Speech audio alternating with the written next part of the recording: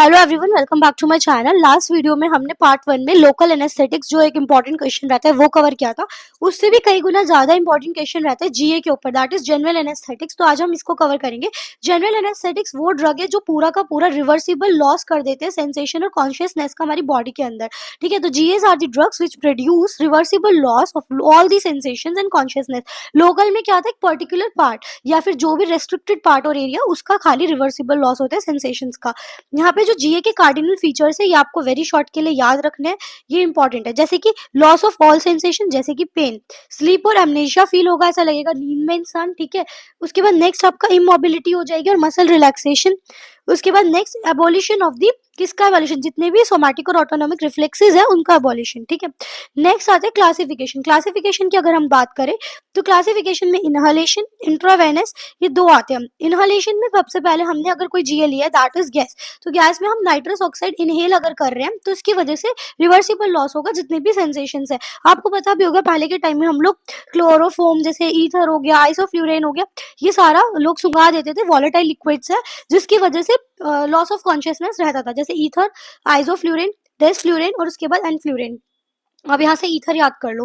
फिर आते हैं इंट्रावेनस, अब हम इंजेक्शन की फॉर्म में दे रहे हैं। इंड्यूसिंग एजेंट जैसे कि प्रोपोफोल का इंजेक्शन, थायोपेंटोन दे सकते हैं। स्लो एक्टिंग ड्रग्स के नाम आपको ये 3 जरूर याद रखने हैं फॉर वेरी शॉर्ट। आपसे पूछ सकते हैं कि कुछ ऐसे drugs which are slower acting जीएस, तो आपको पता होना चाहिए बेंजोडाइजापीन्स होते हैं जिसके अंदर क्या आता है, डाइजापेम, लोराजेपम और माइडोजोलेम। ठीक है, तो आपको ये याद रखना है, इसको आप एमएलडी से भी याद रख सकते हो।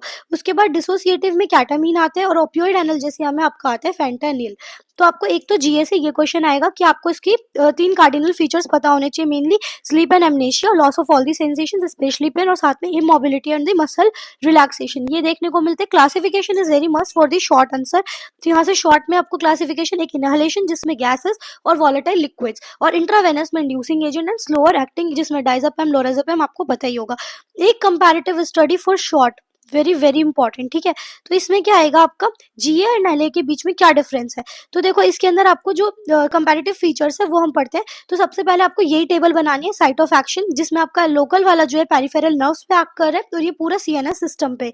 फिर यहाँ पे एरिया जो इन्वॉल्व है मैंने बताया, कोई लोकल एरिया या टॉपिकल एरिया। ठीक है, और यहाँ पे क्या आएगा, होल बॉडी। फिर आएगा कॉन्शियसनेस, यहाँ पे अनअल्टर्ड है। ठीक है, लेकिन यहाँ पे क्या होगा, लॉस्ट। ठीक है, ये ना शॉर्ट एक्टिंग होते हैं लेकिन ये बहुत लंबे टाइम के लिए लॉस्ट हो जाती है।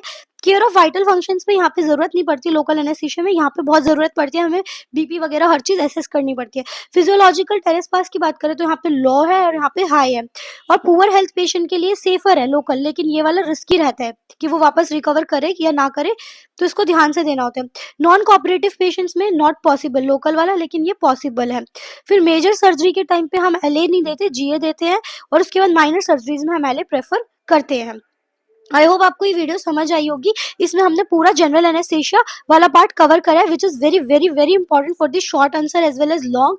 तो आपको इसको बहुत अच्छे से पढ़ना है, मस्ट टॉपिक है ये फार्मा का, तो आप इसको पढ़ के जाएंगे। ऐसे ही हम लोग नेक्स्ट में अब सीएनएस डिप्रेसेंट की बात करेंगे। हमने एलए कवर कर लिया था कल, और अभी जीए वाला वीडियो भी कवर कर लिया है। Next we will talk about CNS depressants.